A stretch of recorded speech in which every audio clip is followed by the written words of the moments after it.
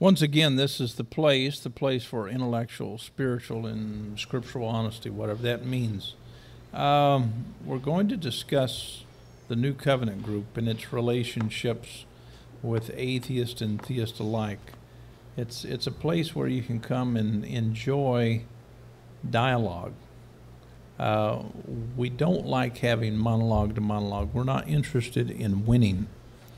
And don't take that wrong, but I guess the point is, if we can have meaningful discussion, I think that we can move forward, and I think our panelists here tonight would agree with that. Before I introduce them, I would like to say hello to my awesome-looking woman, my wife. Hey, you're so You're looking good. I told you you have Rhonda goggles on. And so I do have it's Rhonda sort of goggles embarrassing on. when you say that. When I take them off, it's the same. Okay, well that's cool. I'm glad you think that. Rhonda goggles, I like Rhonda that. Yeah, do you like that? I like it. It's fascinating. I like that. One of the things that we did, we have this human container, Alan.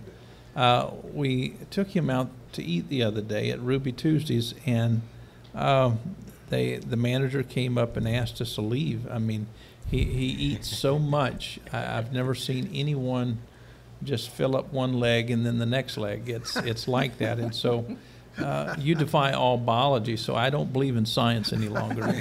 You have to understand that. There's a wormhole. And so I used to be a believer in science and evolution and all that, and you just changed all that, Alan.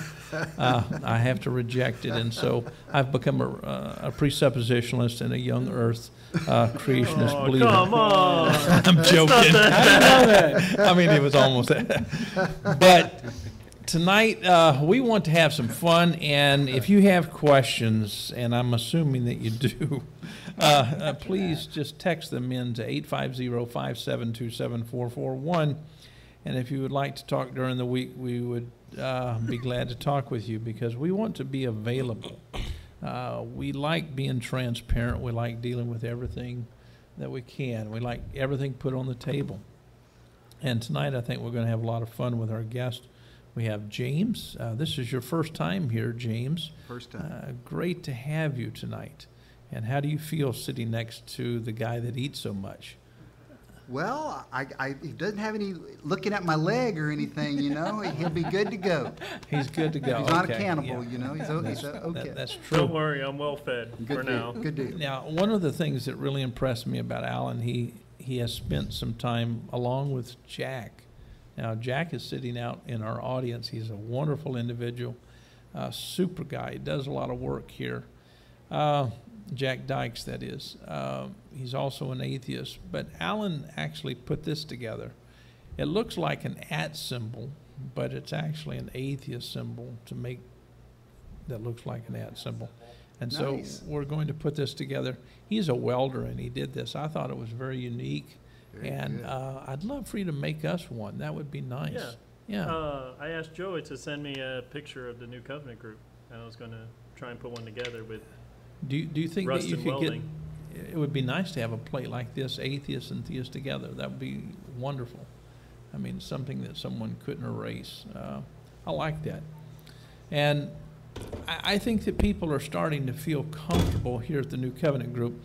And I do like the name, the New Covenant group, because it really throws theists, for the most part, in a context that they're not prepared to address. Because they think New Covenant means, well, it must be biblical. And that's not necessarily true. And we keep telling people that words do not have inherent meaning, they have usage. And so things are defined by usage, not by actually the term themselves. And so without further ado, let's look at this gentleman that's been here many times. And I want to look at your T-shirt because it says Praise Bacon. It's good to have you, Michael Fulford. You might have to set up And a you're little- smiling a lot, and that's you good. just got back from a conference, and you act excited. So tell us a little bit about that adventure. Well, I went out to Las Vegas for the amazing meeting through Before the... you do that, Oh, stand you- up so everybody can see. You want to see a shirt? Yeah, look at that. Praise Bacon. Praise yeah, Bacon. you're going to have to explain that, because Okay. most of our theists, when they get into praise, they don't do it like bacon. Well, all hail the hog. All good things come from... Hail the hog. Okay. Pig. Yeah. Let's Well- hail the hog. But yeah, while I was in Las Vegas at the conference through the James Randi Educational Foundation, if anybody doesn't know about it, check them out. They're on Google. Everything's being uploaded to YouTube, all their talks, all their lectures. It's going to be great. You will be seeing me kicked out at one time, maybe. No, not really. But it was a lot of fun. One of the things they had there was the Church of Bacon. As it turns out, in order to be recognized as a church in Las Vegas, you have to have a certain number of followers, and helpfully it doesn't require that all those followers are actually there in Vegas for the church to be founded. So one of the things they had was they asked people to sign up for the Church of Bacon. The reason being is so they can have a secular ceremonial church there. As it turned out, they were doing it tongue-in-cheek, the whole silliness of bacon, which is mainly because everybody loves bacon. Bacon is good, and the hog in its infinite wisdom has also provided us vegetarian bacon for those who wait. That's really nice. I mean, that's an improvement. Yeah. It's just there partially for a lot of fun for the people who, it's silly and it's something to do that's silly, but it's also for a good reason to help in Vegas have a place for secular ceremonies, secular marriages, and all these other things that people want to do. It's rather strange that people can start institutions or groups like churches just with a certain amount of people. It reminds me of accreditation that is in universities, because a lot of people think that accreditation, namely of a college or a university, has to do with the academics, and it has absolutely nothing to do with academics. It has to do with satisfying the Consumer Protection Agency. It's trying to protect simply the students. If they pay X amount of dollars, they need to be able to go through school. And it's creating a conundrum in a sense in universities, because universities right now are full and people want to get a degree, etc. And they are being forced to satisfy the lowest common denominator. And so these accrediting agencies are working in concert with trying to satisfy the lowest common denominator. And what's happening is disciplines are suffering because of it. And so it reminds me very much of what we do in church, and that's why we left the church. The church isn't a sensible place to be, and it seems like you have a lot of people involved in actually doing the same thing to a lot of our institutions. And so I'm glad that you made those points. But tonight we want to talk about the New Covenant group and how we can move forward as theists and atheists together.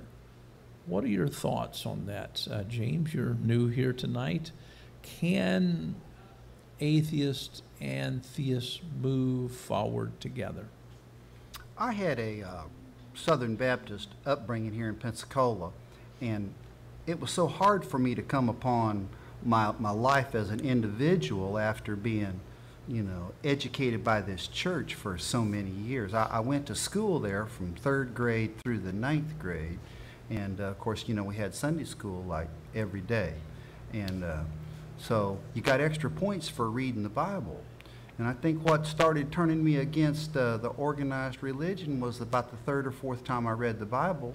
I was like, well, this is not the stuff that they've been talking about when I was in Sunday school. And I try to talk to my friends. I've learned long ago that I can't bring them around to my way of thinking, but I try to engage them in dialogue. Doesn't seem to work very good because everyone's into this, my way or the highway thinking. And I wish we could work on that more than anything else.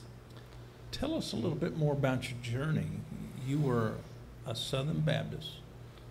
My parents sent me to this school because they were extremely conservative, right-wing extremists, and this school, of course, they were pro-slavery, because after all, it teaches the Bible, and all this kind of stuff.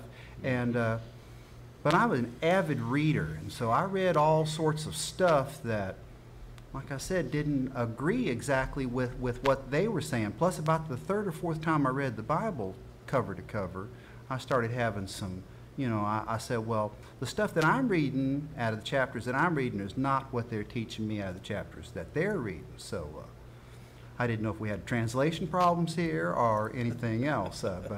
Of course, my journey came on when I got to read a book by Richard Feynman, when somebody asked him about his religion. And he said that he had been raised Jewish, but that his parents weren't very orthodox.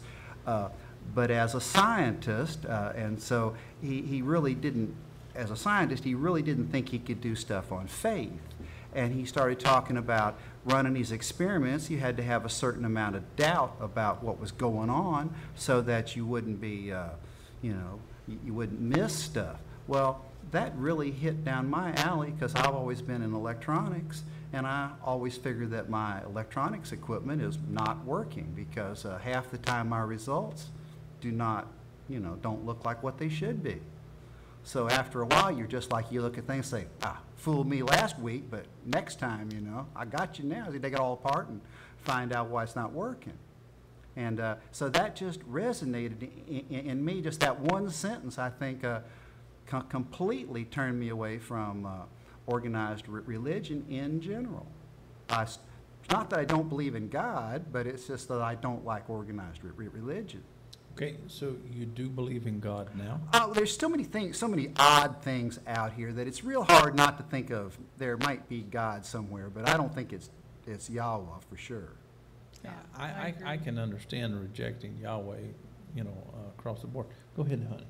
No, I was just saying I agree certainly with what James was saying about, there are so many things to me that point to something way beyond an accident or you know what I'm saying? Exactly. And Well, so- we are just Brownian in motion. I mean, that's all we are. There's nothing makes us alive, particularly makes us alive. I mean, we're a whole lot of atoms, but those atoms don't talk to one another. They don't like one another. And when we die, they're going to go become trees or, whatever else that needs atoms. We're going to be the reservoir for them. So I was always amazed at the chemical reactions that it takes to make all these atoms work as atoms. To me, that just seems awfully odd to have it just work out that way, even though, of course, there's a lot of different ways things can go on, and, it could be random chance, but what the heck? Yeah, why What not? if it's not? Well, why not? Well, a couple things on that. First off, atoms, another name for them, star stuff, That's exactly. because it's out of a supernova, basically. Our sun can only as- make light ones. Another thing is I've come across people who have said kind of what you're saying, that they do believe that there's a creator out there, but they won't believe one that has a description next to his name. That the term deity is almost too much of a description Yep. for a creator. Us as atheists, technically, I guess we're with the agnostic view where, yes, there's a possibility. Is two questions. Is there a God? I don't know. There's no proof for or Yeah, against. it's a knowledge versus belief. The knowledge is that I don't know God does not exist. That's not what I'm saying. Right. I'm just saying the evidence isn't there for a God. And I especially don't the believe one it. of the Christian religion or the Buddhist religion or any of these. Yeah, there's still Well, a now, the possibility. Buddhists are actually pretty straightforward because, they're pretty secular. You can, it's pretty much up to you to be who you want to be. Yeah. You can be good or bad, and, that's okay. They don't mind that particularly. When we look at the Old Testament, and one of the things that I really appreciated about what you were suggesting is this thing about Yahweh. Because, when you read the Old Testament, you have Adam and Eve, and they eat a piece of fruit and they get damned. And Stuff's tough. yeah, it is tough. I like your way of putting things. It's marvelous. And then you have all the killing sprees. I mean, they just are just inundated throughout the Old Testament. The infanticide, the genocide, and the slavery. It seems like people today in 2013 should be able to look at it and just say, this doesn't make sense. And so, as a Southern Baptist or an ex-Southern Baptist, why do you think that it took so long for the Southern Baptists to reject modern slavery? They still haven't rejected ancient slavery, but it was in 1995 when they rejected modern slavery. Why are they wrestling with that particular issue so hard? I think we have two basic things that work against here. As human nature, you know, we hate to be proven wrong, even if it's something like, you know, it's raining outside. No, it's not. You know, okay, go outside, it's raining, you're like, That's true. You're unhappy with it.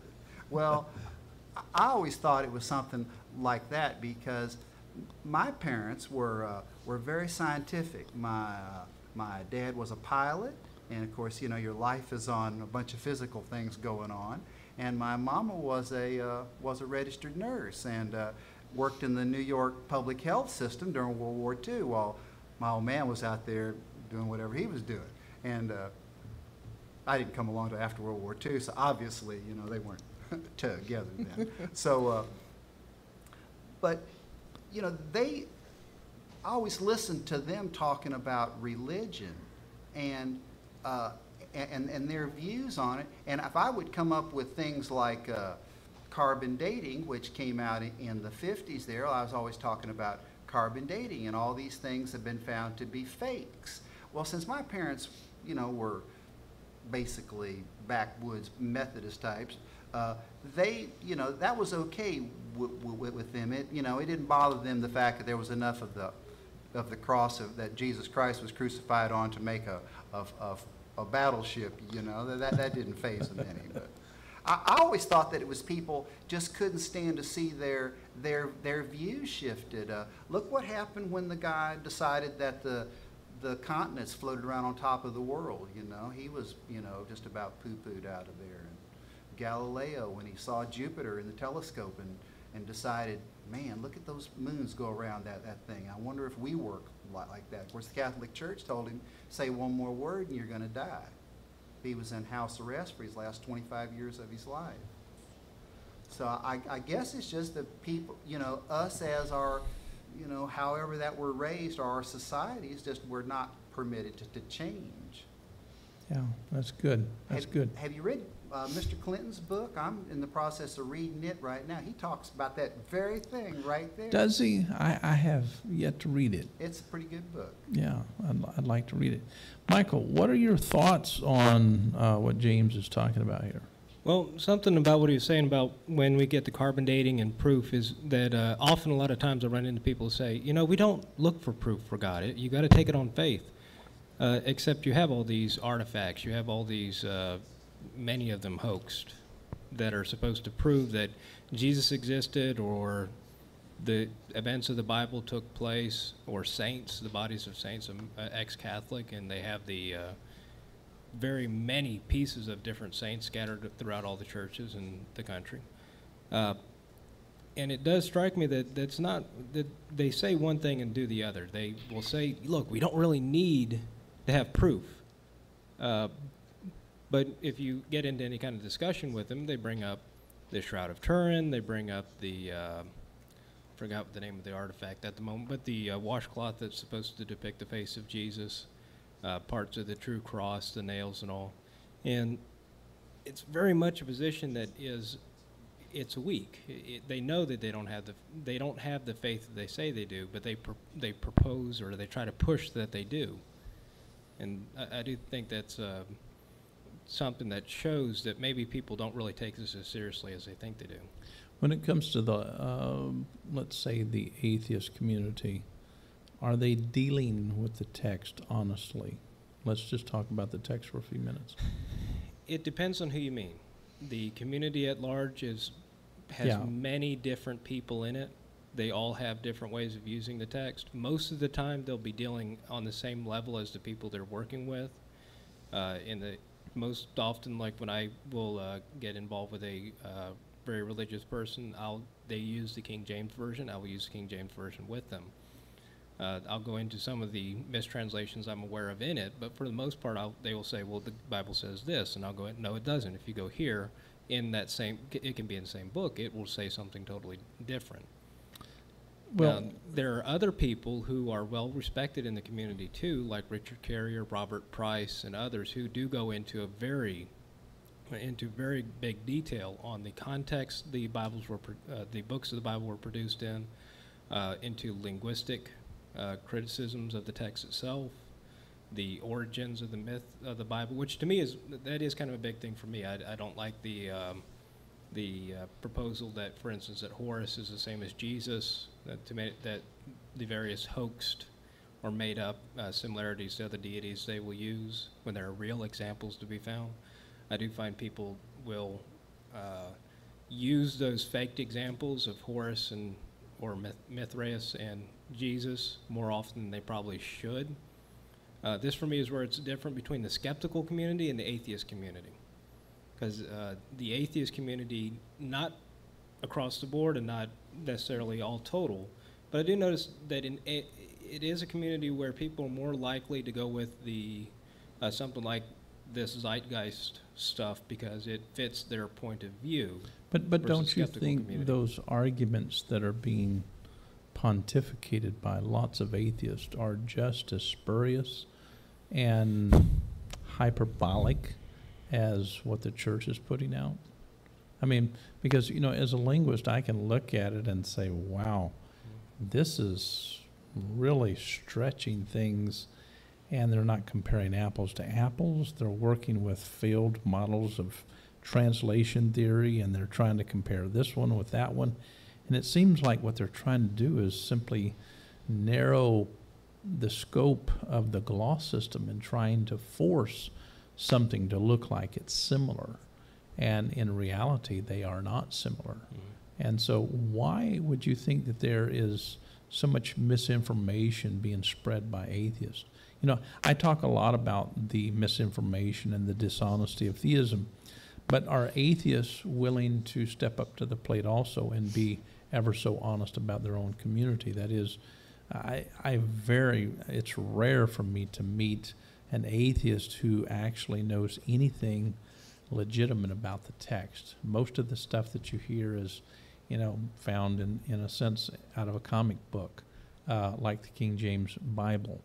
The King James Bible is a pitiful translation. It's not even technically a translation. What it was simply a work that was done using the template, the Bishop's Bible.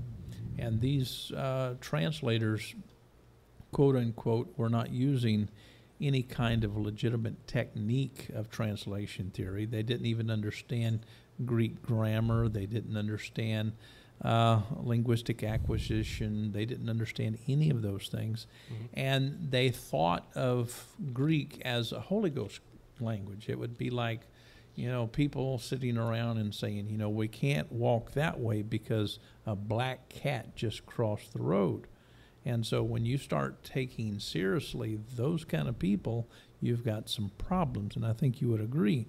And so when people get into a discussion with works that are that bad, put together by people who are into all kinds of superstition, and yes, they are working for people, like this gentleman said, they don't mind burning you at the stake. They don't mind chopping your head off and doing those kinds of things. I'm just wondering, are we ever going to get into a rational discussion about these ideas of the text? Because I don't think that there is a lack of proof, but I'm getting ready to put some things on the table, something that you can legitimately see, put together some modeling. This is what we do in science, and challenge people to rethink some ideas.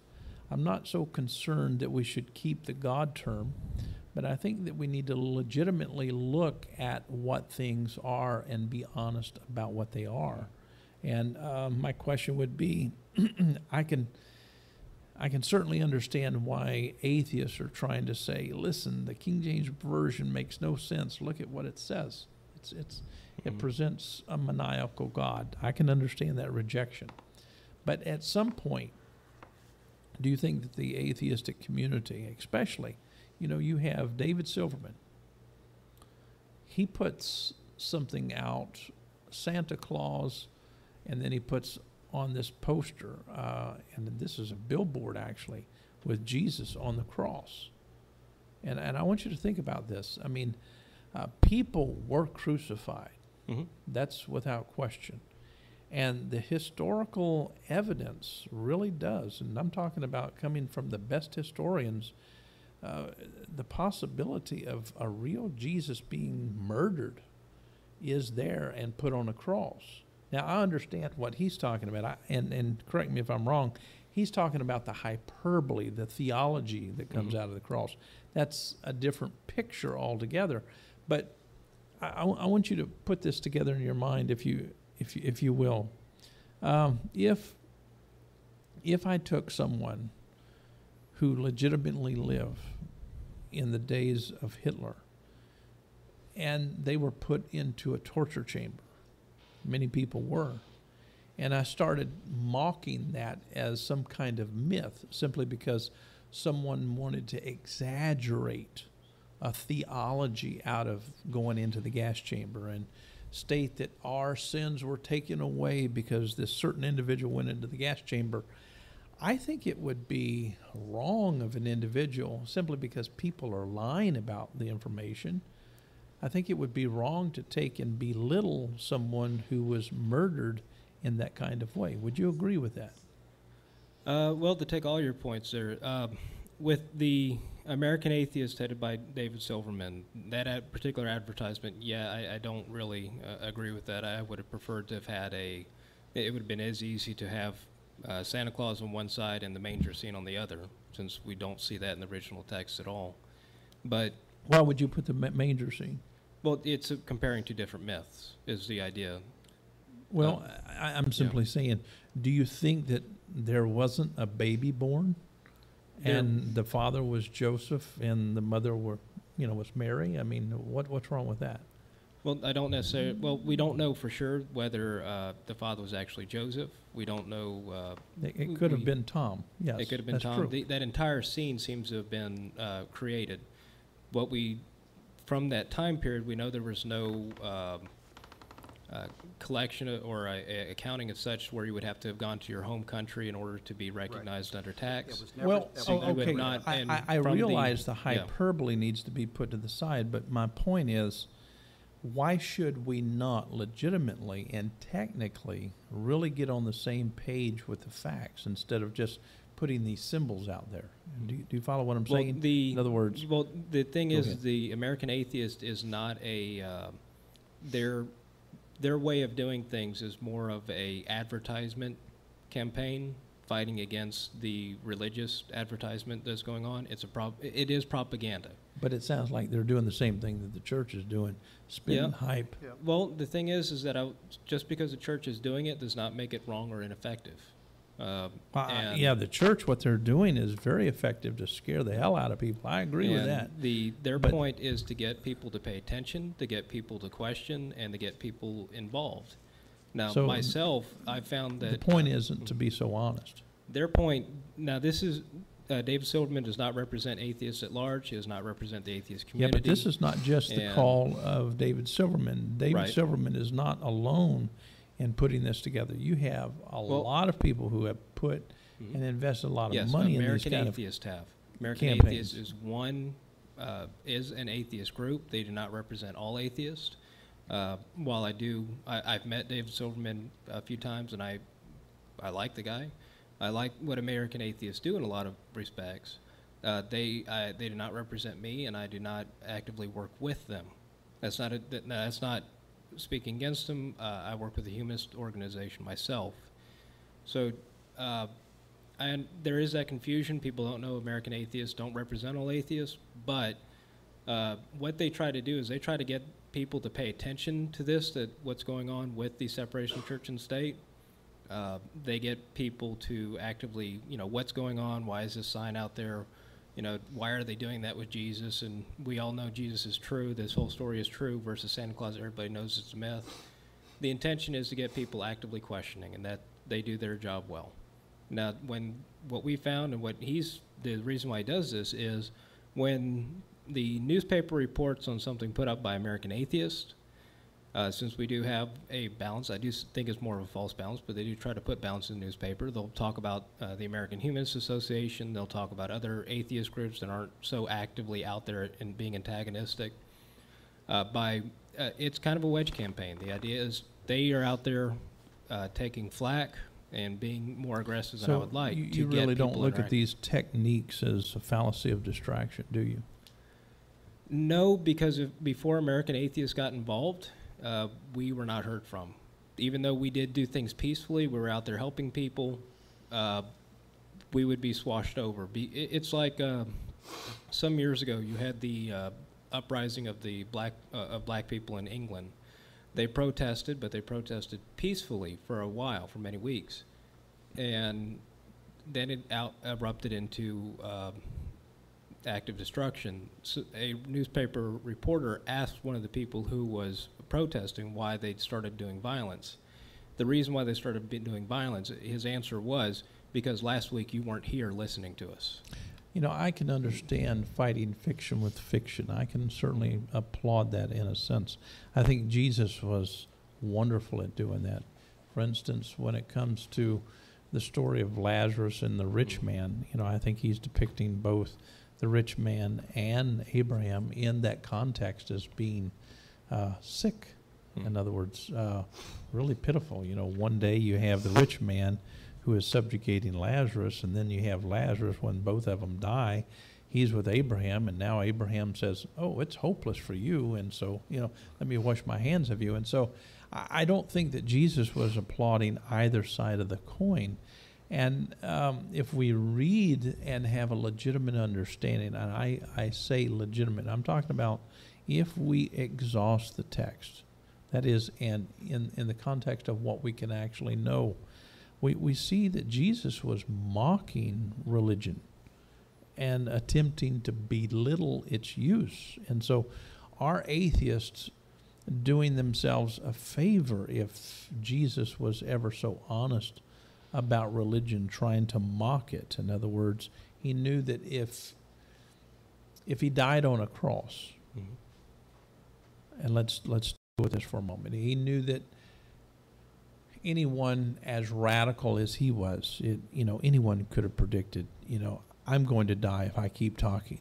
And in this community, the same thing could be stated about me. We live in Pensacola. This is the Bible Belt. And I do have to live very, very carefully in Pensacola because, many death threats have come our way, and some people have taken action. And so I could, in a sense, keep pushing the envelope here and wind up, no longer existing. And so it wasn't so much of a prophetic voice coming out of Christ saying, I'm going to die. He knew that this would be the consequence. And he knew that if he pushed the envelope, that his people, namely the Jews, would say, crucify, because if he gets on that cross, it says you're damned of God. But he also knows that if he lays his life down there, if he dies there with the kind of reputation that he has, what does that say about religious people when they put a wonderful person who's teaching people how to feed the hungry and clothe people, visit people in prison, and to do good to everyone that you meet, love your neighbor, not just your neighbors, but also your enemies. And then he comes along telling all of these parables. And he said, I'm using parables actually to destroy the idea of what the parables are. So he uses fiction to destroy fiction. He uses legend to destroy the legends. And so what he's doing everything that he can to stop the mindset and the insanity of religion. And so my question is, why are atheists not applauding Jesus? Well, at the very least, it's because that's not the view they're presented with. Most atheists, the atheist community here in the States is an outright reaction to the right-wing Christians. But you said a few minutes ago that you do have in the atheistic community people who are in tune with the language of, the Koine and the Attic that's mixed up in what we call the New Testament. And so why are these people not educating the atheist in this context so they can applaud people who are possibly closer to trying to do what you guys are doing. Well, Do you see what I'm saying? Well, I see what you're saying about. Now, the thing is, many of these people are not themselves leaders. They are scholars, and that's all they want to do. They write, they produce podcasts, they do get involved. The atheist community itself, I've found, and this is, again, I'm not trying to generalize here, but many of the people I've met are less concerned about the Bible than how the religious right is trying to subvert the laws in the U.S. Let's look at the Apostle Paul for a moment.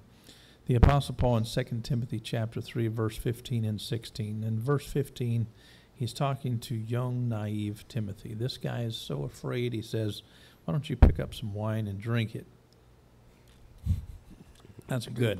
And if you do it, you can relax. He's upset because his family members are coming against him, okay?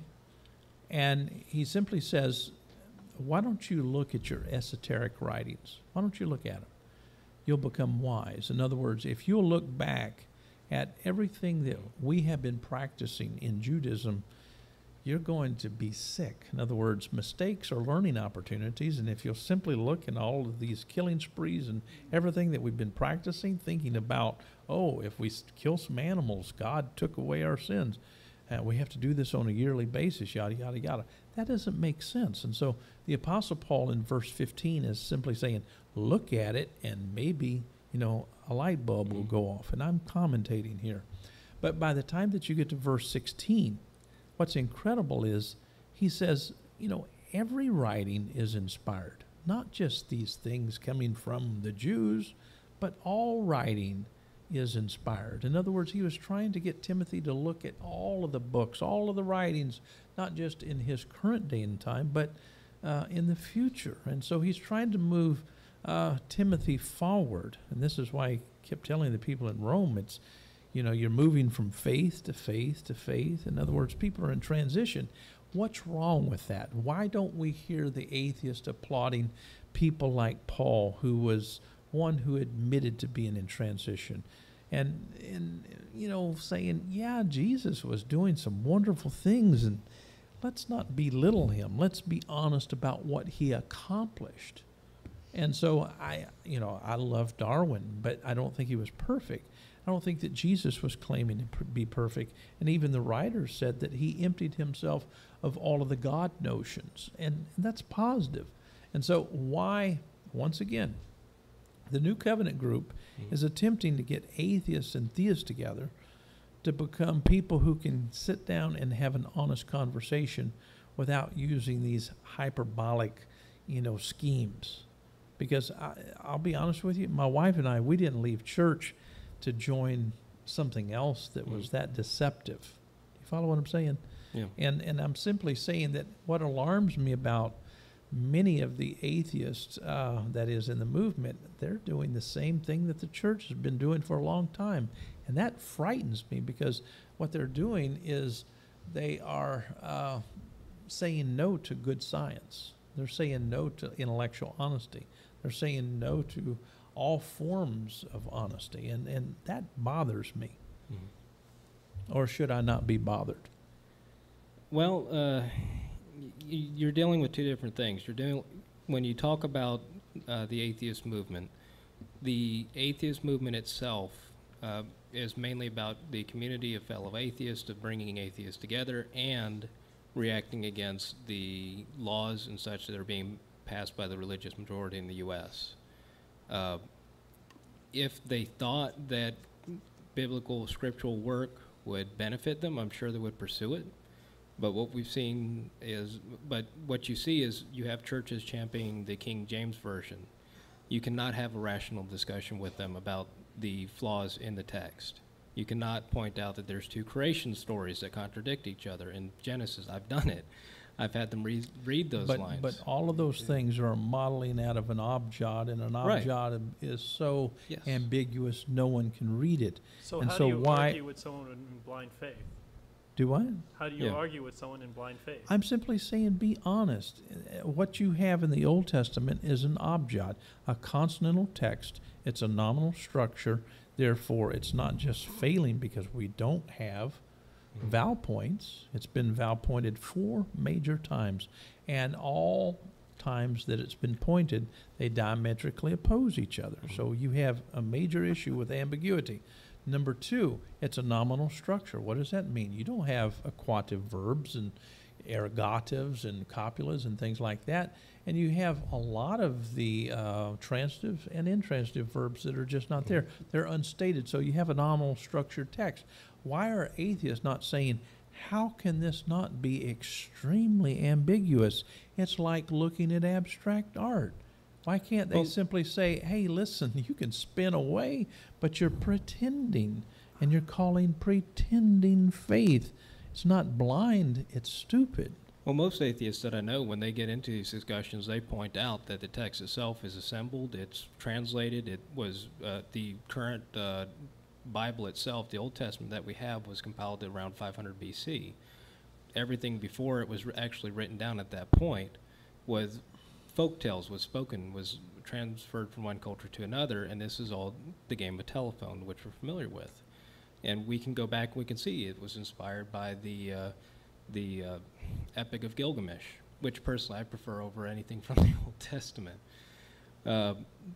We can see where real events played into some of the story development. We can see where the history was turned into legend over time. We can also see where their temporary enslavement in Babylon influenced the stories that they developed and their monotheism as it came along.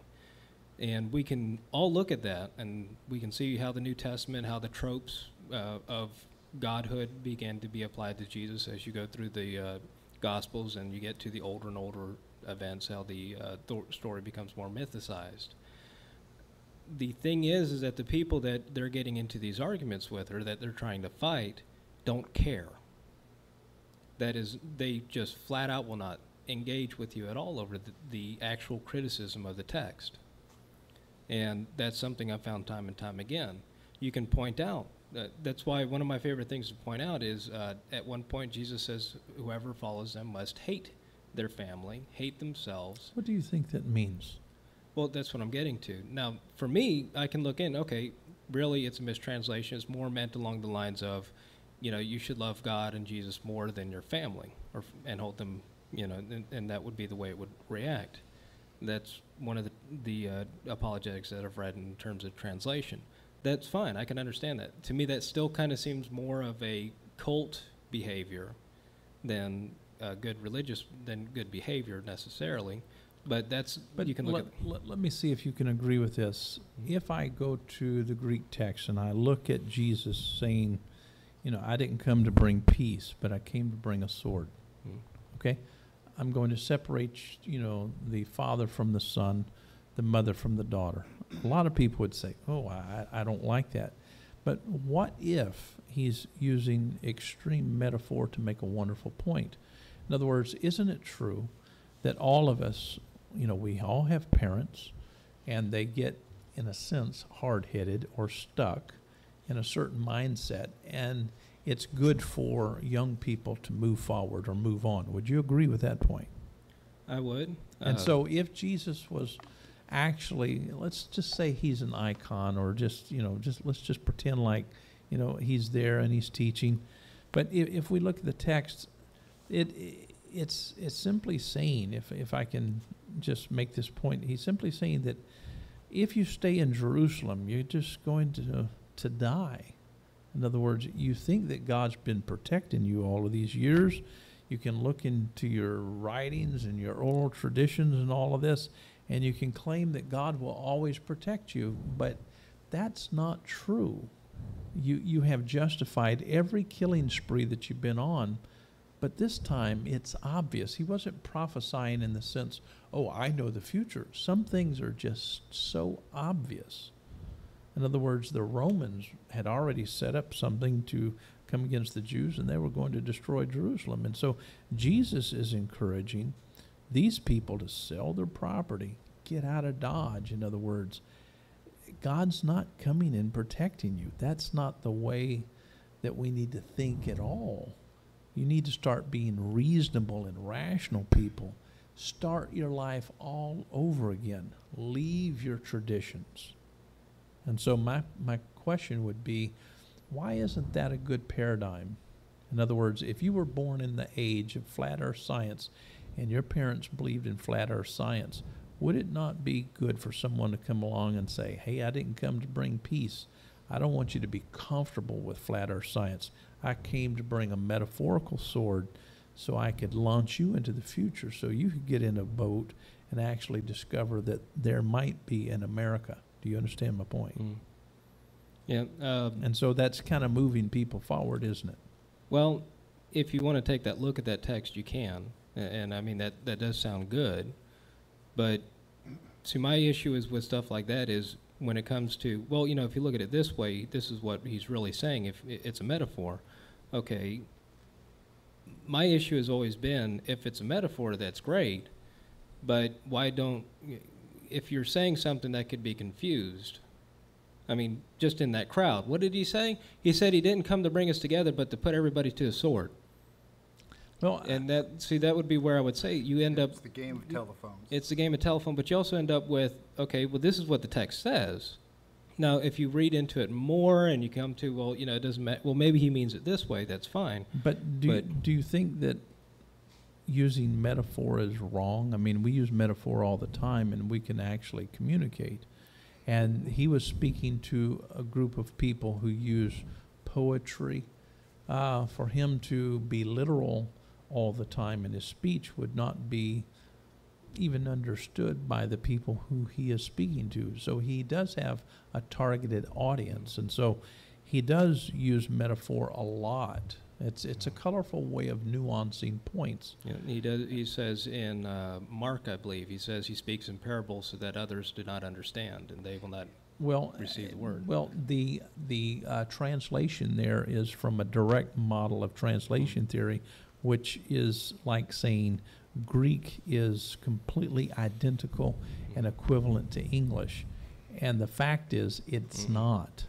And Right. so he's not saying, oh, I'm speaking in parables so no one can understand me. No, he's saying that I'm speaking in parables to defeat the parabolic mindset, because he's using their own parables. These people were not amazed. Oh, you're telling us something new. They were never amazed by the parables. They knew the parables. Look at higher forms of textual criticism and lower forms of textual criticism, and you will find that these parables that he's telling them, they are recorded back in history. He's not teaching them something new.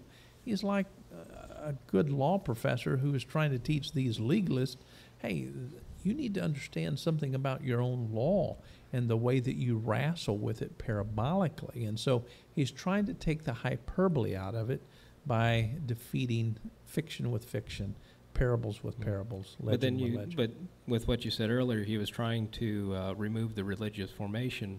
So I would expect him to be able to look forward, especially if he's supposed to be an incarnation of God. Well, and I'm know not how people would suggesting, take. okay, but that's church talk there. I'm not suggesting that he's incarnated. Let's pretend, for the sake of argument, that we deal with something that's reasonable. He's not incarnated. He's not, you know, his daddy He's just a guy. He's a person, okay? Let's just deal with Jesus, the person. And so why can't we wrestle with Jesus, the person, and say, just like I believe in evolution, and I do, and I think that Darwin is amazing, and I believe in Darwin. Do you? I don't believe in Darwin. I mean, accept come on, his play a evidence. game with me here, okay? Loosen up a little bit. In other words, I think that Darwin was amazing. Richard Dawkins uses the term Darwin all the time, not so much as the person, but very much so as an icon to spin a legitimate political thing to move people forward in evolution. Would you agree with that? Yeah. So if I say I believe in Darwin, it's not the person, but his message or the message that he started or the scientific finds that he started. Would you agree I believe in Darwin in that kind of context? I believe in Darwin in that context. Okay, then, so yes. you can say I believe in Darwin. So I can say I believe in Darwin, and when I explain it that way, I can wrestle with that. And so when I say I believe in Jesus, don't go too far with that. I believe in what he was articulating, because if I'm not wrong, the text doesn't say that he was really arrogant and he wanted everyone to fall down on their knees and worship him. No, he was against that notion. In fact, he got on his knees and washed their feet. He was more interested in people moving forward. In fact, he told other people, he said, you're going to do greater things than what I'm doing. And so he was anticipating the future with human beings capable of doing more than he was doing. And so, like in the analogy of Darwin, I believe in Darwin. Iconically speaking, why can't atheists believe in Jesus like I believe in Darwin? Is that fair? The issue is Darwin himself is really not a contentious figure. Well, His mean, teaching, Really? even when it comes to his science, there's a small group of people in the U.S. and Ken Ham in Australia that are trying to fight against the science he proposed, but otherwise he's not contentious. Now, if people were making this figure of Darwin and trying to push and use this to push things on other people, then there would be some equivalence there, but there's really not that, it's not that same idea.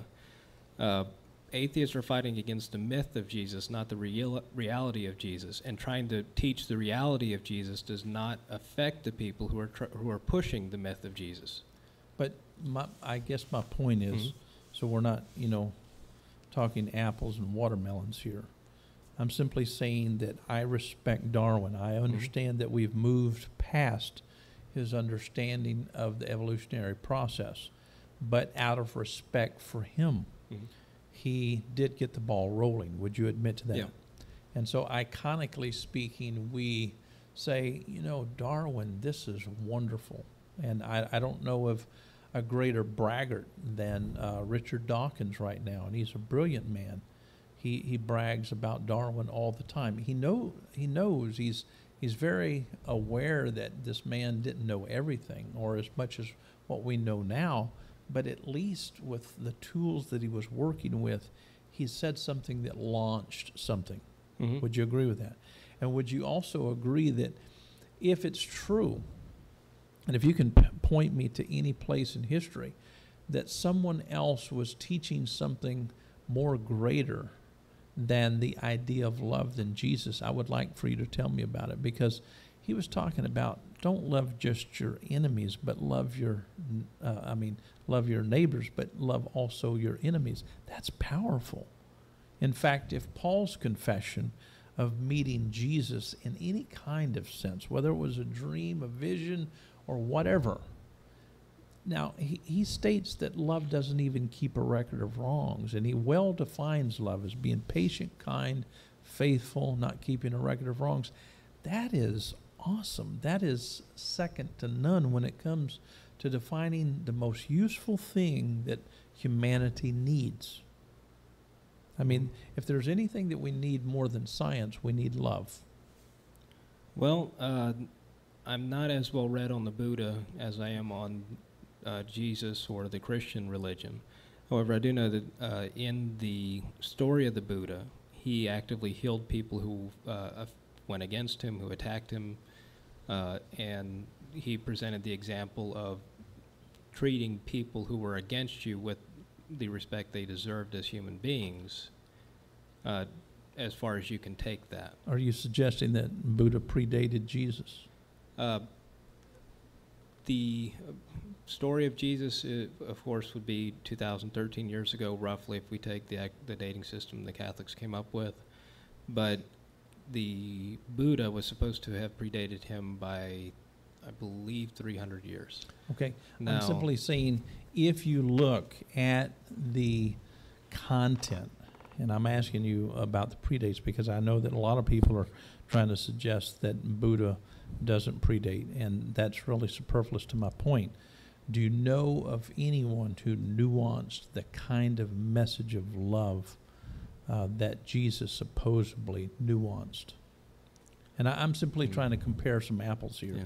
In other words, is there anyone who has made such an awesome display just of love in comparison to a majestic display of let's say, evolution like Darwin made. In other words, we have people in history who make contributions, if you will.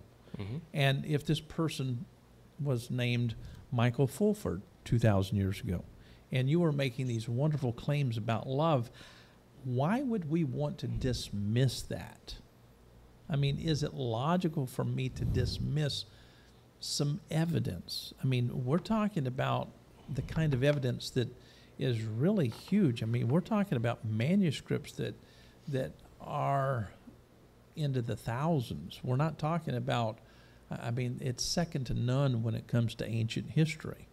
And we're talking about there are many, many consistencies that historians can see that a lot of this stuff isn't fabricated. It isn't just made up. It's not bullshit. It's not any of that. And they are looking, and I'm not talking about all of it. Now, a lot of the theology, I agree, it's tragic. But when you look at this uniqueness of a love that people had never known, would you say that it was a pivotal changing point in history? Off the top of my head, I can't think of any other figures. As for it being a pivotal changing point, it wasn't until it was adopted by the Holy Roman Empire that it made any real change. And A couple hundred years later. yeah, a couple hundred years later.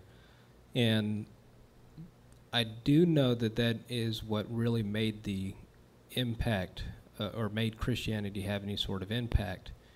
Previous to that, you had other emperors who tried to do the same with other religions, or even other philosophers like Apollonius of Tyre. And so not knowing of any particular figures, but knowing that there were other people who tried other philosophies and religions that were similar to Christianity until they hit on one that was right. That to me kind of, to say that there wasn't anybody else, or that this was Okay. a pivotal moment I in am and of not itself. I am not stating that Yeah. Jesus came along and said, I'm the only one who has ever said something. I'm not convinced that Darwin was the first person who ever thought of the ideas that he had. Yeah, I think was that gonna say Darwin that. is simply an icon, if you will, and that's what I'm trying to get you to do, is compare apples to apples, iconically so. Darwin was working on the premise of various people. Mhm. And when we look at Darwin, we have to say that he was taking and utilizing many of the works of others, and we can go into that. And it's certainly true that people before Christ, they love, their wives and husbands in a magnificent way, and possibly their children. I'm not saying that this was the first time anyone ever loved someone. I'm simply saying that this individual, Jesus, really made the splash. Mhm. And it's like the splash of what Darwin made. It's in our eye. We see that the love story is there, and I'm talking about taking out the theology of the atonement and taking out all of that hyperbole, but just focusing in on what love is.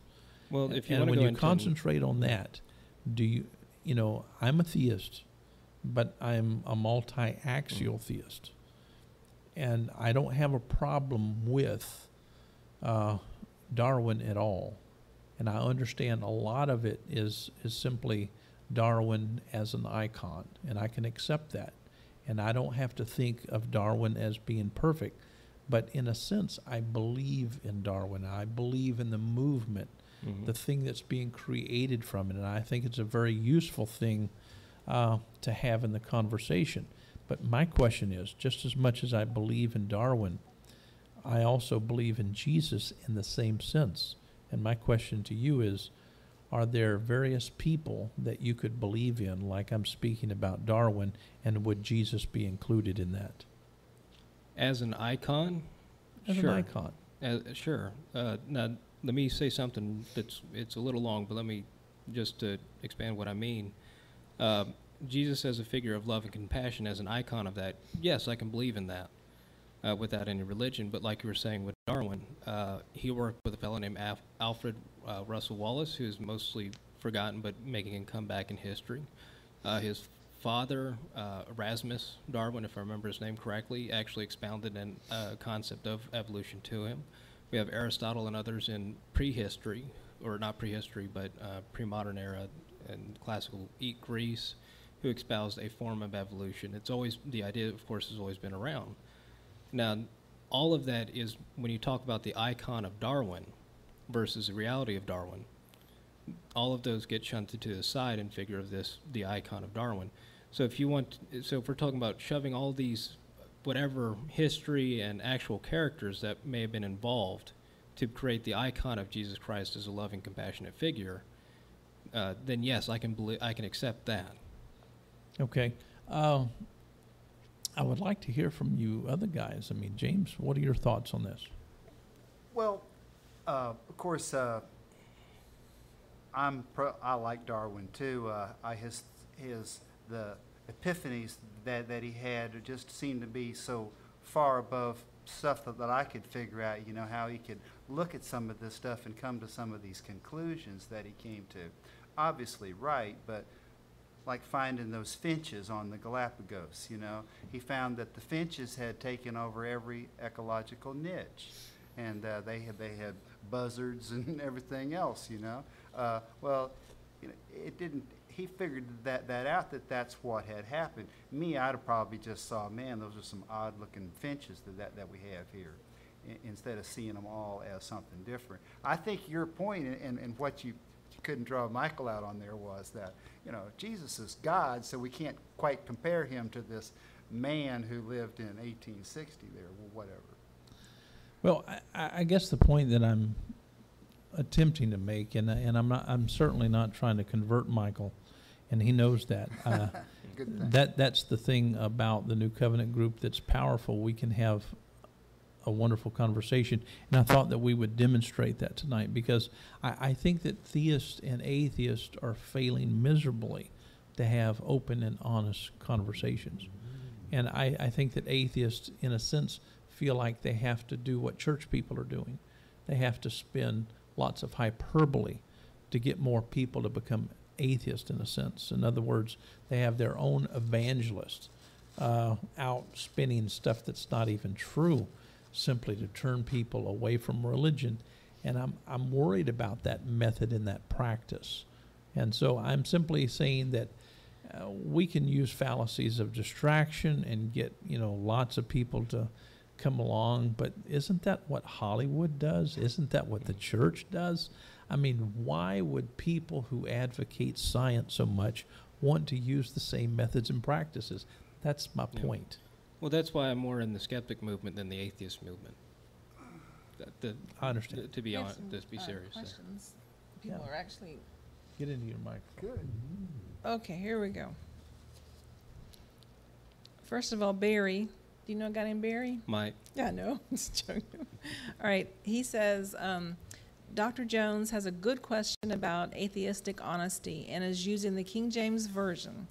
Is there a book or translated text that is available for reading? Thanks, Barry. It's Michael's daddy.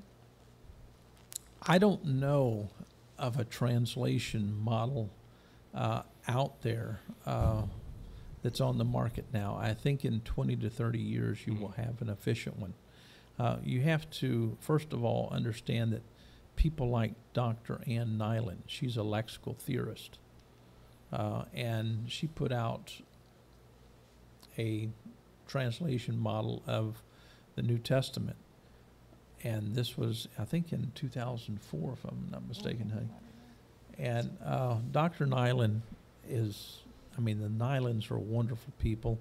And when you look at, you know, Kurt and Barbara Allen and Bruce Metzger and all of these people, they all applauded the early works, that is, prior to the translation that Dr. Ann Nyland did. My point is, her work demonstrates that the whole idea of homosexuality is not even a reality in the Bible. And please understand that what she's doing is, in a sense, revolutionary. And someone asked me about it when it first came out. I said, I'm really disappointed. And they said, what do you mean? This is revolutionary. I said, in part, because what she's doing, she's taking baby steps, because she knows that the political climate right now in theism could not handle a good or an adequate translation model. But there are reconstructions of the text itself that are a much better read, and people who are into fluencies of the various languages of what we call the Bible understand the text in a better way simply because of these reconstruction models. And I'm simply saying that over the next 20 years we will see these becoming public, but you have to understand that when you're a translator, you're not just working to put something into writing, but you have commitments not just with a publishing company, but also for the utilization of reading, taking the Greek text that you're taking them from. I remember early on just getting permission, or attempting to get permission. I did get permission in order to work with various manuscripts from the quote-unquote church. It's like pulling teeth. And so it's a painful process.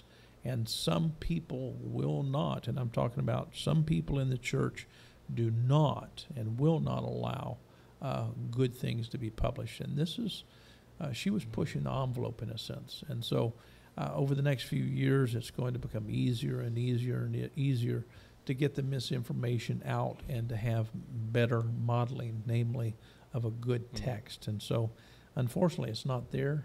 The church has certainly made it impossible in the past to do anything honest, but we're getting closer because of our transparency to getting to better methods and practices. I Hopefully that answers the question. I was going to say, I do have a recommendation. There's a website called Bible Gateway.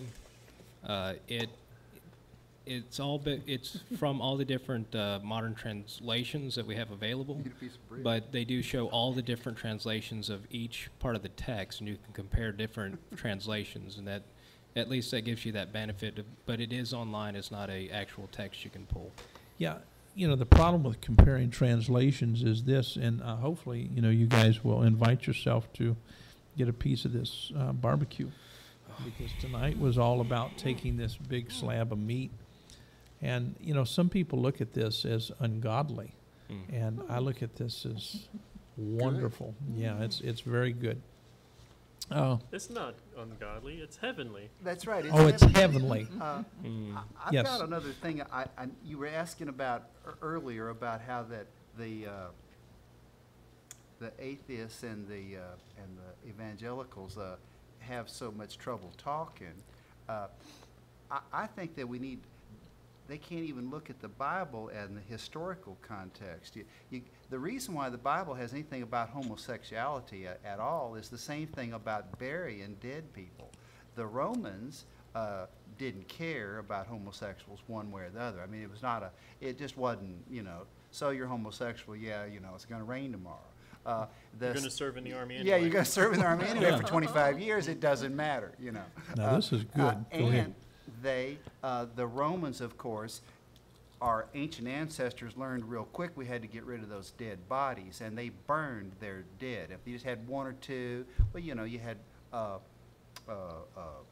rituals for them and all, and then you burn. If you had a whole bunch of them, well, you took a lot more wood to burn them up. So that's why the Christian religion immediately has the anti-homosexuality and the bury the dead people, just because it was anti-Roman. Same reason that the British drive on the opposite side of the road. We can't do anything that the French do, so we have to do it differently. If I can say a couple things. No, Aw. I can talk with my mouth full, but it's tough. Go ahead. Okay. You I'd guys say- need to get a piece of meat. That's good. Then we can talk. Fine. I've been gnawing on his leg. I'd say a good reason that we're not some of the atheist community isn't using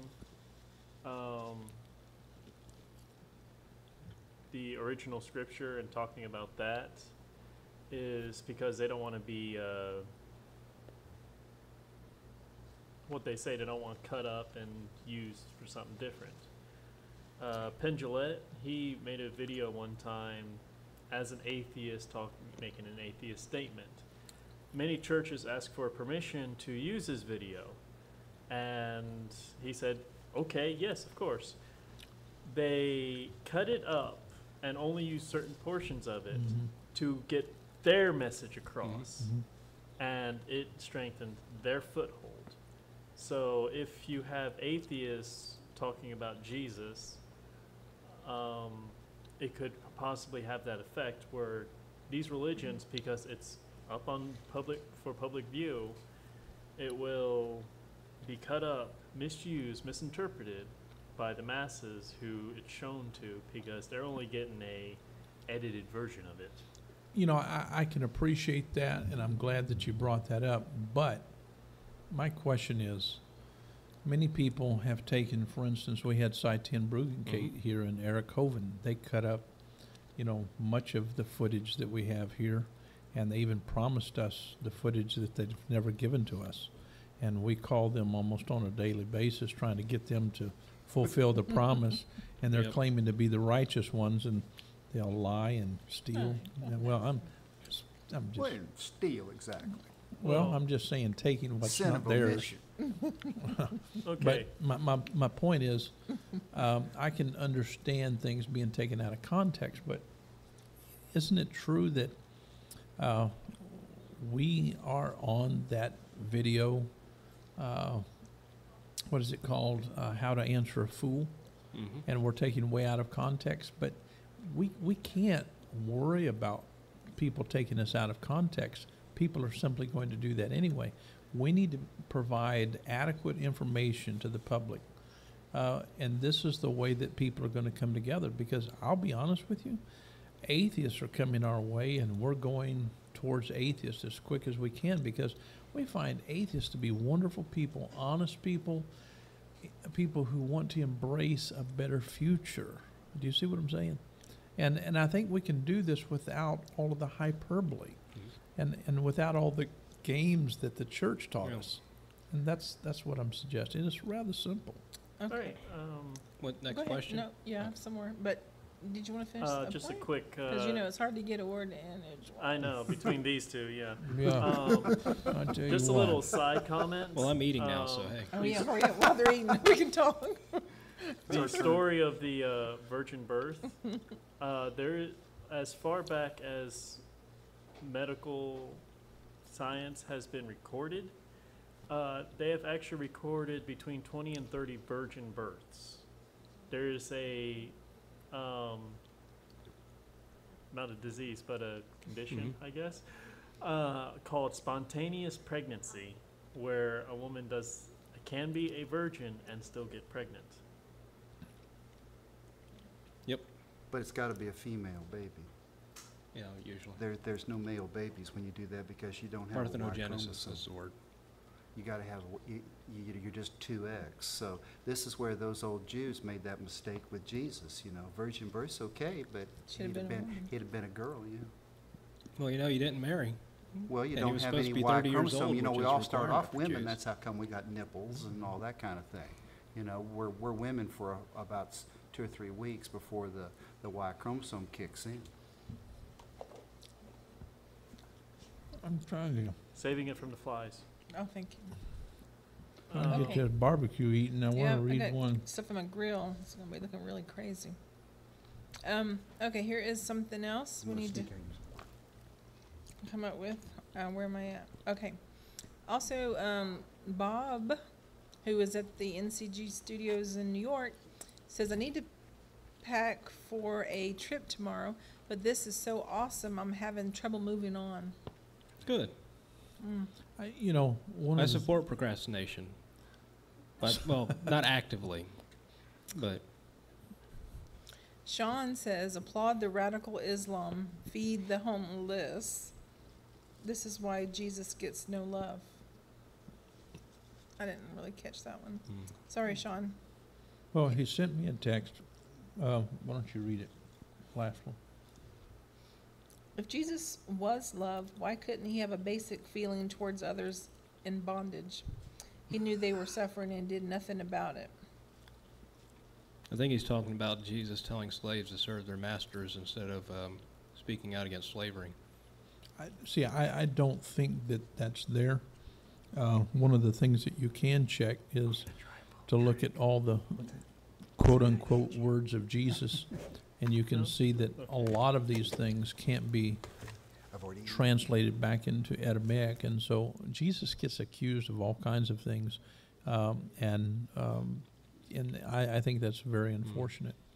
And so, he makes a lot of statements, supposedly.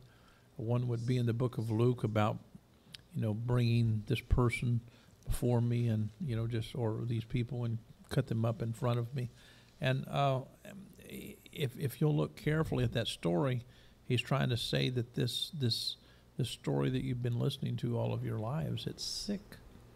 And so Jesus gets accused of saying some things that I think are just really off-putting. And Jesus never made the claims that I can do everything. But what is wrong with being realistic about Christ? What's wrong with saying, if he came along and did a handful of things and he encouraged everybody to do the same thing, why is that a negative? Yeah. I mean, Well, I no still think one's you're claiming, looking at Jesus never did claim he is the supreme and he's almighty and all powerful. He never made that claim. He tried to get rid of that God notion. I Yet just people still think that you're he could do looking it, at. and I don't think he could. I still think you're looking at.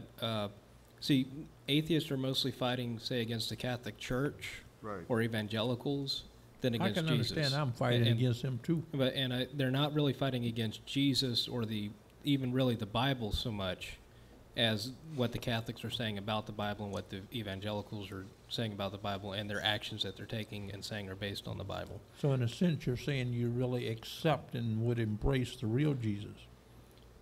We got to think about what Gandhi said. Yeah, if That's, just Yeah. came out here. yeah, I Charlie. like your Christ, I don't like his followers, or something like Yeah, that. let me just read this real quick. Charlie says, I think atheists struggle with Jesus in a similar way that Gandhi did. He said, I like your Christ, I do not like your Christians. They are so unlike your Christ. Yeah. Atheists have a hard time separating the icon of Jesus from the baggage that Christians have put him in. Yep. And Charlie also says, I can accept Jesus as an icon for love, but it sounds like Dr. Jones is suggesting that he should be embraced as the only icon of love. And that's No. not true. No, I that's think not cleared it true. up, cleared it up a little Yeah. Yeah. while after this, because this is an old comment. Then Hitchlap Pensacola says, how many people died in Darwin's name? I don't know the answer to Yeah. that. Well, If I can say something about that real quick. Mhm. A lot of people say that Hitler justified the Holocaust based off of Darwin's work. That's not true. Darwin's work was actually banned in Germany at the time. If anything, his writings prove that we are all equal in a evolutionary sense. Humanity is equal unto itself. The basis for social Darwinism has very little to do with, and this would be eugenics and such, has very little to do with Darwin's actual work and what he proposed. So I do know people will say that the basis for eugenics or the basis for eugenics was vaguely scientific, and there's some points that can be made towards it, but things they try to dumb people produce smart kids, smart people produce dumb kids. There's eugenics requires, for it to be effective, way too many variables, way too much things we just can't predict, and that's why. I got something And that was an outgrowth, I but can add right yeah. there too. Hitler was gassed during the war. He was a war hero, was decorated 3 or 4 times, and didn't have radios back then, or well, you did, but they were about the size of cars, and so they strung telephone cable to get across the battlefield. Well, the first time the battlefield came under artillery or machine gun fire, the wires were all severed. So Hitler was gassed with that poison gas and left blind for about a week or so. And a whole lot of men went pretty psychotic during these episodes. And I don't know if you've read Mein Kampf. It's pretty entertaining. I read it a long time ago. And I think Hitler came to some of his notions there when he was recovering from being gassed. Mhm. Because we didn't get America. We didn't get into World War I until just almost the last year. World War II. And by this time, the Spanish flu had pretty well killed everybody on the battlefield. That's So true. we didn't have to kill a whole lot of Germans. The bugs did that for us. Right. You know, one of the things that that really saddens me when I look at Adolf Hitler, I instantly think of Martin Luther, the reformer, because he wrote a book at the end of his life called The Jews and Their Lies. Mm-hmm. And he writes prescriptions of how to kill the Jews. Yep. Yeah. And this is sick. I went down to the Bible bookstore here in town and I said, hey, do you guys advocate Martin Luther? Amen, hallelujah, thank God, Brother Jones. I said, don't call me Brother Jones. But to make a long story short, I tried to get them and other Bible bookstores here in town to order the Jews Mm-hmm. and Their Lies, and none of them would order that book for me. I said, what are you dodging? I said, if you're going to be completely honest about Martin Luther, put all of his books on the table. But now Yeah. you got to understand why the Middle Europe, Eastern Europe, was so hateful towards the Jews at that time. The Jews had this hired army called the Janissaries, and they would hire out to anybody, but they also hired out to highest bidder. So if you hired them to take care of your town, and these other guys would offer them another few dollars, then they would throw the gates open and let the enemy soldiers into your town. And they had done that many, many times. But they were so good that people would still hire them. It's kind of like, well, how can you hire these guys knowing that they're no good? You know, they're going to turn on you. Well, they can win about any battle that they're in. And so... It's important, too, to remember that Yep. the church at the time was pushing the law of deicide, and that's part of the reason why they ended up having that power, in a sense, is because they were not... the Catholic Church was very much against them. The Christian culture at the time was very much against them. The only real job they had was to be money lenders, and the Janissaries. and the that's Dharma. why they ended up as they had. And if you push somebody like that, they're not going to be loyal to you. No. So Well, I wasn't defending them. I no. was just, Let was me just make why this a statement because attitude was so bad. I have a lot of comments coming in, and I don't want to be misunderstood, even though the potential here is high for being misunderstood because we're not going A to Z on any subject. But when it comes to being a Christian, I would have to say that I'm not. I don't think that Christianity has ever depicted Jesus in a truthful manner. I think that what Christianity has done, they have modeled a Christ that's not real. In other words, it's like they've made up, some fiction, and they are stuck with it. And if they denied it, they would go out of business today. And my point is, I think it's better to go back and reconstruct models, just like we did with the Vietnam War, and with World War II and World War I, and also the Civil War. Reconstruct models that really represent the history better. And the same thing can be said when it comes to the reconstruction models of ancient history, not just, these books of the Bible. And I'm very much an advocate of saying that we don't need a canon. A canon basically says, let's take all of these books and harmonize them together as if all of these authors are on the same page or working in concert. And in reality, they're not. And these books are very distorted for various reasons. In other words, from a higher form of criticism, you can see that some of these books are contain documents from other peoples. Mm-hmm. And so people were plagiarizing other works, inserting them into their own environment. And we also have to understand that back then, it wasn't the practice of people to quote anyone verbatim. And sometimes I hear people make the argument, well, one person said Jesus said that, another person said something else, but there wasn't, being verbatim back then wasn't like it is today, if that makes sense. Was that a culture thing? Yeah, well, these people were under Roman rule, number one. And number two, the whole idea of being verbatim like we are today, it just wasn't, a known practice in most instances. And they were using what's called Koine Greek, and it was a mixed bag of Koine and Attic, and so it was strange to them in a sense. And so they had their own unique problems, and we're dealing with the evolution of the How do they get language. ideas across? Well, our problems go plow that field Well, or whatever. look at like the dialogues that you get from Greece. You would have someone who's representing a viewpoint. That's where we get everything we know about Socrates, is through the dialogues of Plato, after all. Yep.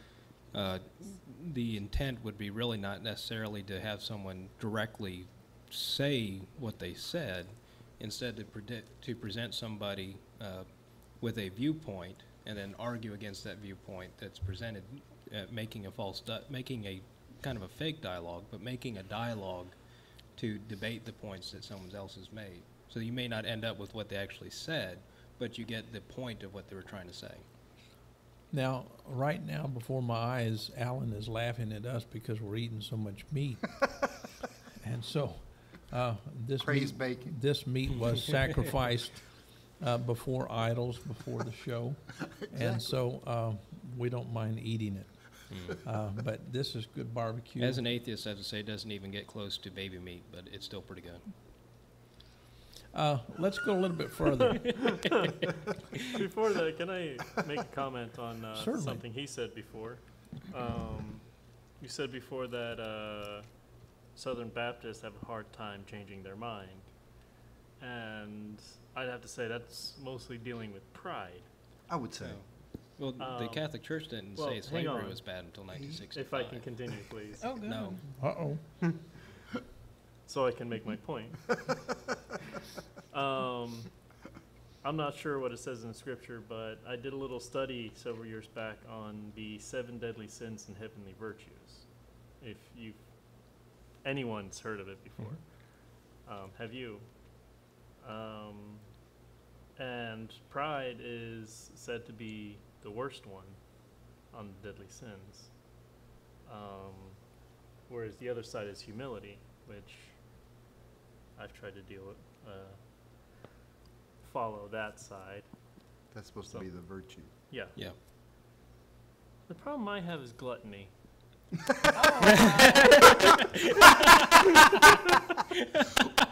Yourself or with other people? Myself.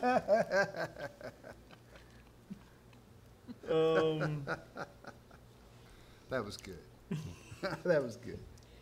I like food. You just threw that right in there You just really do. right. I have a very strict diet. I only eat seafood. I see food, I eat food. Yes. Exactly. There you go. Seafood diet. Now, let's spend the rest of the program talking about, and we may have to answer some more questions. We've really enjoyed your questions tonight. If you have any more, the phone number is 850-572-7441. And Sean, you are watching the show. We miss you so much tonight. Sean is an awesome person. He works here in the studio as one of our producers. He's an atheist, and I can't brag about him enough. And this is the environment that we like so much. You know, you guys are willing to come together with us.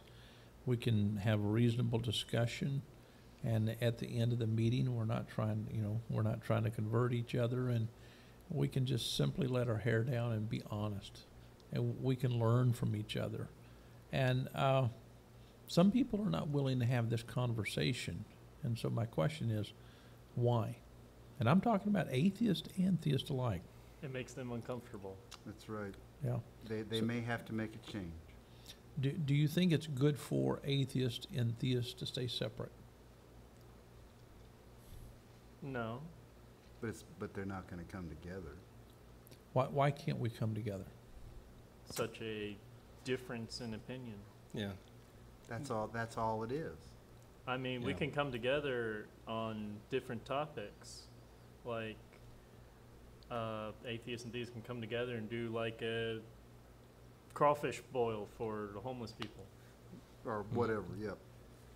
But we're coming together tonight, For a reasonable discussion, yes. and we're theists, and we have two atheists. But- And you're kind of in between, right? Yeah, I go for God. I just don't go for organized religion, I can particularly the understand RCC. that. Sure. And so, Yeah. so my question, is this If we took this and made it into a large-scale movement, would this be better than the theists doing their thing and the atheists doing their thing? Human beings coming together, capable of wrestling with diversity? Let me make 2 points real quick. I'll try to make it real quick for me. The first is, I mentioned the skeptic movement before. One reason why I have a skeptic group alongside an atheist group is I think that ideally a skeptic doesn't have to be an atheist or theist. A skeptic is someone who's just looking for the best evidence for a claim. Recently, well, I say recently, it was 2-3 years back, there was a speech done by Phil Plait, the person who got me into the skeptic movement. Basically saying don't be a dick and don't treat people who are religious in the skeptical community bad. They should be as welcome as anyone else. The reason being is the skeptic movement is not an atheist movement. It is for people who seek the evidence. That's all it really is. Excuse me. The JREF do not do anything against religion, despite being a very big skeptical organization. I do want to say, Randy is an atheist. DJ Grothy, the current president, is an atheist. I don't know if there are actually any atheists working in it, but they are not at all against religious people. They want religious people to be involved in the movement. We're only looking for evidence. Now, and that's where I think that's why I prefer the skeptic movement. It is not for atheism. It is not for theism. It is for where is the evidence, and that's where we'll go. It's for secularism. And the other point I was going to make is it is for secularism, for the not. The other point I was going to make is we recently have put together the Humanists of West Florida, a humanist group, and I have had people come up to me when we have had booths set up to try to get members, try to get people involved, to let people know we're out there. We have had people who are religious who want to be part of our group simply because we're not going to preach. They just want to help people. They don't want, and we don't preach, fine, sign me up. I even go, this is an atheist group. We're not, we're glad you want to get involved, but there are religious organizations. This is more of a non-religious group, and you may feel uncomfortable. So there are other places you might want to get involved in. I'm not trying to turn them away, just, there may be other places for you. But because we're not going to preach at people, we're just looking to help, we get people who are religious coming in and volunteering. So I do think that there is I mentioned it before, if we do have to fight each other as atheists versus theists, okay, let's try to make the world a better place. Whoever makes the world a better place wins. That's fine with me. Kind of like the Olympics. But why Yeah, not sure. do it together? Well, what I'm saying is if we can't work together, I think we can. We see it in the Okay. skeptic movement, humanist movement, and all that. But I'm saying that instead, if we can't work together, if you say we can't work together, if we just disagree too much, fine. Let's both try to we'll set up goals, both sides make the world a better place. Go. When I look at my email, from all the atheists I get email from, and it's staggering the amount of email that I get from atheists. And the majority of them say, wow, it's wonderful to see a rational theist. Mm-hmm. And we can't believe you're still a theist. And then others, and this would be, I could count maybe 5 tops. Some atheists state, you seem to be rational, but you can't be rational if you are a theist. Yeah. And I'm going, damn. That's what the reporter said about the Wright brothers that appeared to fly. Right. And so I'm simply asking, just for the sake of argument, I mean, why claim that I'm not rational? Why should I claim that an atheist isn't being rational unless it's really evident, Yeah. if we're really dealing with evidence? Yeah, I do And deal with people who think atheism is the height of rationality, but I can list people who are atheist and not at all rational. Right, I agree. So back to the point of tonight's show, can we come together like in the New Covenant group? The New Covenant group is a place where we can get honest, intellectually honest and spiritually honest, whatever that means, even scripturally honest. And the reason that we put Scripture in there, I don't even believe it needs to be called Scripture personally. I think that's too churchy. That was something that was imposed or interpolated into what we call some of the manuscripts. But my point is, we want to be honest. We want to be kind. We don't want to work separately, like we're not part of this group of people called humanity. You know, we are. We're on the same round ball.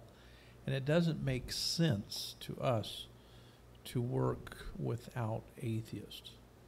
And to us, it makes a lot of sense to sit down and look at how we are approaching X, Y, and Z. We may have different methods and practices, but at some point in time, I think that we may have the same methods and practices. And I think in many cases we do. For instance, in linguistics, I don't know of anyone in linguistics who practices different methods and practices. Yes, I do. I have to take that back. Theists do all the time, and I don't practice that kind of stuff. And so, Here's what it really says. but I'm simply saying that, you know, when it comes to like Steven Pinker, I'm not practicing something different than what he's articulating. He's a wonderful, wonderful individual.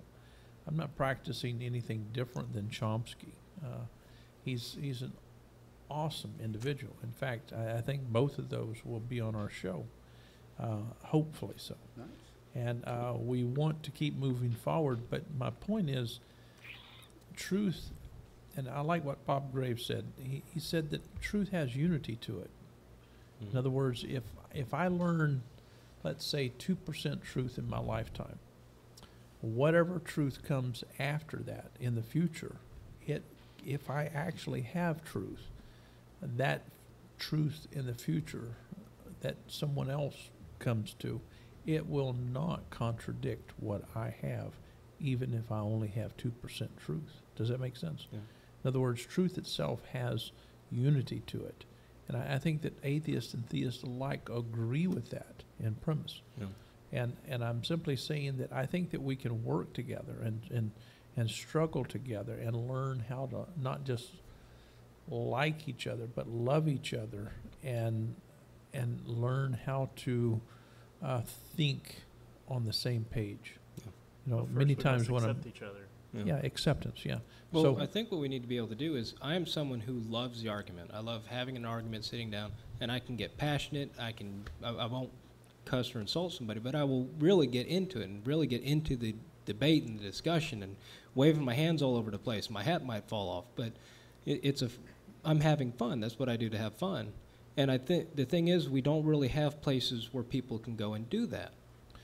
how many times, out of curiosity, how many times have you had a discussion with a theist where you and the theist was actually on the same page? It was completely apples and apples, Aside from here, besides here. It doesn't happen. the closest I've come. See, that's a plus point Yeah. for the New Yeah. Covenant group. Do you see what I'm saying? Because, Yeah. you know, it's an environment where atheists and theists alike can come together Mhm. and create the kind of environment that is so incredibly good Mhm. and honest. And I'm saying, yeah, outside of the New Covenant group, I can't tell you of discussions that really stay apples and apples. And that's what we labor hard for. And I've seen Greg Bray and Bob Graves do this over and over again. Joey does this. All of our hosts attempt to do this. It's not that we're perfect, but, you know, on my wife's show, you know, that's what they're doing, Mhm. you know, with her co-hosts, et cetera. You know, just trying to move forward with some sense of honesty. We're not talking about perfection. We're talking about just wrestling, Mhm. in a sense, you know, Yeah. just trying to figure it out.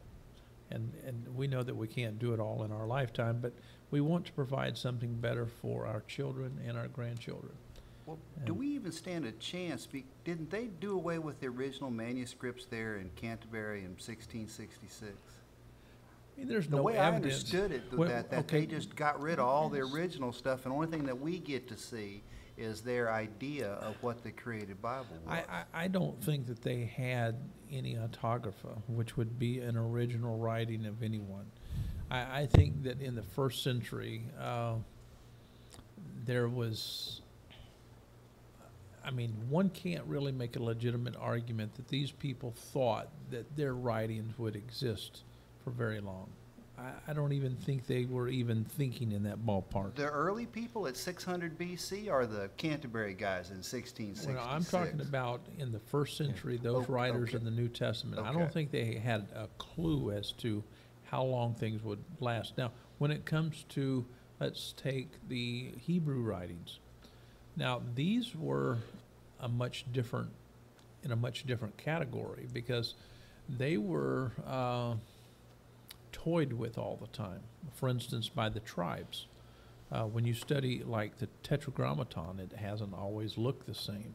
You're going to see that the people in the north, the people in the west and east and south, they had all different ideas, and they would come together and come to a consensus through a means of politics. And so the ones who had the most votes, in a sense, Biggest they guys. dictated, what would ultimately become what we call Yahweh.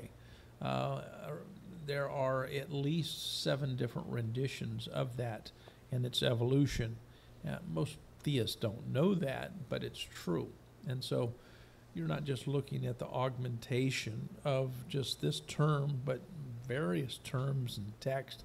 And so when people say we have, the original writing of anything, that's a lie. We have nothing like that. We have no original anything. And we don't even actually know who had the original outside of the person who penned it or actually did it on a stone, because back in those days, the way they wrote things, they wrote on stone, animal hide, and Clay wood, tablets. clay tablets. And so, you miss a lot. I get a creative thought and I have a computer and I'm typing away and and I can't keep my thoughts together. Imagine what you would be doing with a hammer and a chisel. I mean, come on, we've got to get Scratch honest pads about right it. on the Exactly. Yeah, And I think if so- I remember right, the Quran was originally compiled from shoulder blades, bits of rib, palm fronds, bits of scraps of parchment, all these different things were supposed to have had Muhammad's writing on, or dictations on them, Right. if I remember Yeah, correctly. Muhammad was a dictator. But, we have problems like with the Peshitta. Right. The Peshitta text is, the stool or the fecal matter of a mosquito changes everything in reading it. And sometimes you don't know the difference between, feces and actually what the author said. And There's so, a movie about that. yeah, but it's true. It's so true. And so I'm simply saying that theists have trapped themselves in a sense. We have made so many claims, and I'm not part of that kind of theism at all. Neither is my wife. We're simply trying to get theists to leave church. And the reason that we keep trying to get theists to leave church, it's because the church will not allow you to be honest. In other words, I can't go down to First Baptist Church, and you know this. I can't walk up to the pastor and say, look at the facts. Now teach this next Sunday morning. He's not going to do it. He'll get fired. So it's a political structure that says you've got to keep pretending, lying to yourself. You can't be honest about, what we have and what we don't have.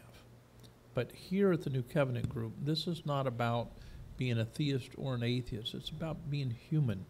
It's about, the human condition. It's about people being able to come together and make sense of it all and possibly move forward together. And I want your final thoughts, James. I went to, we had a humanist meeting here a while back, and we went out and watched one of the IMAX movies in the Base Theater about fixing the Hubble Space Telescope. And I never realized how dangerous that those guys were out there. But when it was all over, they showed the wide field picture out of the Hubble. When it's got this picture flashes up on the screen, it looks like a bunch of stars. And it takes you a while looking at it before you realize that those aren't stars. Those are all galaxies. And, you know, it kind of makes me feel rather humble, actually. Yeah. Have That's you ever seen the wonderful. pale blue dot? I have. There's a new one too. It's Absolutely. nice. One from Saturn? Yeah. Well, the original one was from Saturn, but so is this. It was? Yeah. Huh. Alan, what are your final thoughts about this, you know, idea of atheists and theists coming together? Can we do this? Is it If I doable? don't get disturbed by Michael this time.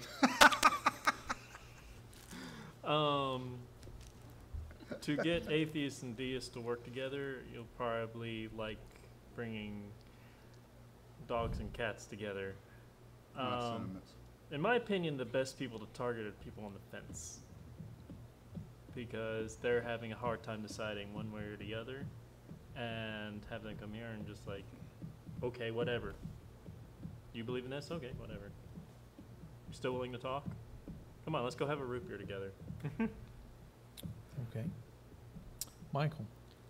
I think that trying to make atheists and theists work together is you're starting from a false idea. Atheists and theists already work together. The people now we have religious pundits, we have political pundits who tell us that we're not, but we're already working together. There are atheists and theist Democrats. There are atheists and theist Republicans. When you're volunteering at a nonprofit, you're working with atheists and theists. There are people that are just wanting to help out. So you have people who are telling you, like if I go to volunteer, I've been at places where I go to volunteer, and I will not say I'm an atheist. In one instance, I ended up being the Latin boy because I used to participate in Mass, so I actually know a little bit of Latin. But you can't say that you're an atheist. We need to break that down and let people know, and that's that's why I'm in the atheist visibility movement, if it's a movement, is because people need to know that they are not, it's not atheist versus theist. We are all working together. We may not realize we're working together, but we actually are working together, and most of us are actually working for a better world regardless. With everything else I've said, most of the time you will not know the person next to you unless you ask them about it if they are a theist or an atheist. And me, I'm someone who thinks that it should be the case that if you're, when of the topics we discuss, you should be able to discuss politics, baseball, religion, comic books, Pokemon, Doctor Who, or what's going on across the world in another country. And we should be able to do that. You can get passionate. We should get passionate. Politics, you should get ticked off at most of the time. But I've met too many people who don't want to talk about it because they're afraid of the passion that gets involved. I think that one of the things that I'd like to nuance here at the end of the show is I've seen so many theists miss out on I could call it fellowship, I could call it goodness, I could call it awesomeness of actually exploring life, truth, etc. with atheists. And my wife and I have had the fortunate opportunity of meeting you guys and others like you who are willing to sit down and talk, work together, that is corporately in the New Covenant group, and we have seen a world that we could have never imagined in a sense, and we are seeing lots of good coming from this, and we're very, very thankful to have you guys tonight. So thankful. Honey, your final remarks. Well, actually, I probably need to read what Sean clarified about his radical Islam point. He says, my point was radical Islams also do a lot of humanitarian things, but we don't give them credit because of all the bloodshed during normal business hours. An extreme example would be Hitler. He may have been a great caretaker to his German shepherd, but I don't think he would take any books. I don't think we would take any books he wrote about being humane to animals very seriously. I agree. So, yeah, we could get into a lot with that one. We only have 3 minutes. And then one viewer says, if an atheist and theist had to fight, what would be their finishing moves? Their fatality being? I guess like on Mortal Kombat. Yeah. You know that. What would you say? ABC. Mine would be crucifixion. That's where you take the, it's a wrestling move. I think that would finish it. Okay. I always like to fantasize about beating somebody in the head with a shovel. If I get mad, I'm like, hit you in the head with a shovel. I saw that one time, and it scared me. Not me beating Did you hit you in the head with a shovel?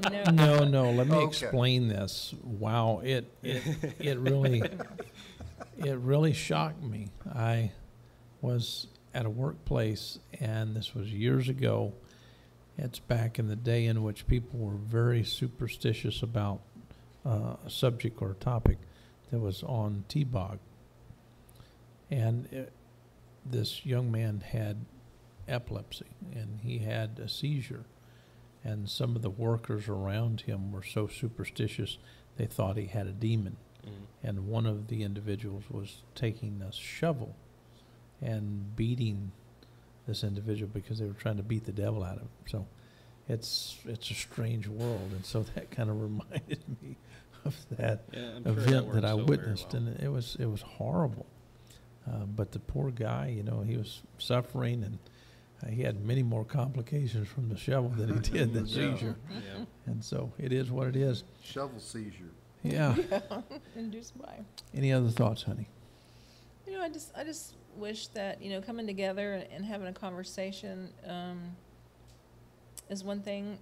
The main point is you just really do not have to agree to get along in life. You just really don't.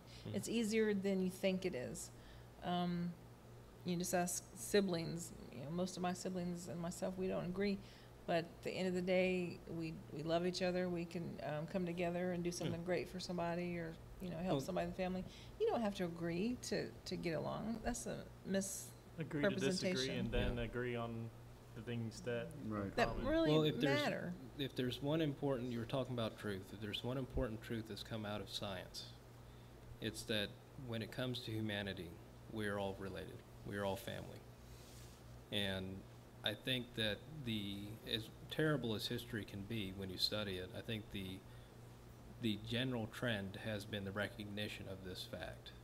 And as we move forwards, as we continue on through time, we will recognize more and more that we really are one family, and that it requires both taking care of those less fortunate, taking care of our family members, but also recognizing when parts of the family have gotten too far out of control. So, Well, we are out of time. Once again, it's been wonderful to have all of you here at the place. This is the place for intellectual, spiritual, and scriptural honesty. And hopefully you will be back next week. We're going to have some interesting things during the week. We have Professor Graves. He has the show, The Unconventional Pastor. He will be on Wednesday night, and that would be at 7 o'clock. That is Central Daylight Time. Then after that, we have Google Hangout, and that is a hangout where atheists and theists come together, and they like to debate and have fun. But somehow we're going to keep moving forward together, and I think it's very, very positive. I want to get this T-shirt up here one more time. If you would like a T-shirt, simply give us a call, and we're going to get these things out as quick as possible. Joey is still looking at several companies that will be doing these T-shirts, but we are getting lots and lots of requests for these, and we want to keep telling people about these T-shirts because I think it's going to be a game changer for us all. You guys have fun. Good night. You know, it's talking about Hitler is so bad. You always get that kind of answer from anybody. We could be talking about Idi Amin or Joseph Stalin. You know, it's He's a bad rap, I think. well, but the bad raps overtell anything. Overtell anything that you're talking about, and either good or bad. Because to me, I think most of our problem, you're talking about the theists and the atheists there. The problem is that most people have never been taught and are too lazy to go look it up for themselves, the history of the whole thing. you just talked about the human race there. You know, when Mount Tambora exploded, we are all come from 30 females. You know, the mitochondria, DNA, the mitochondria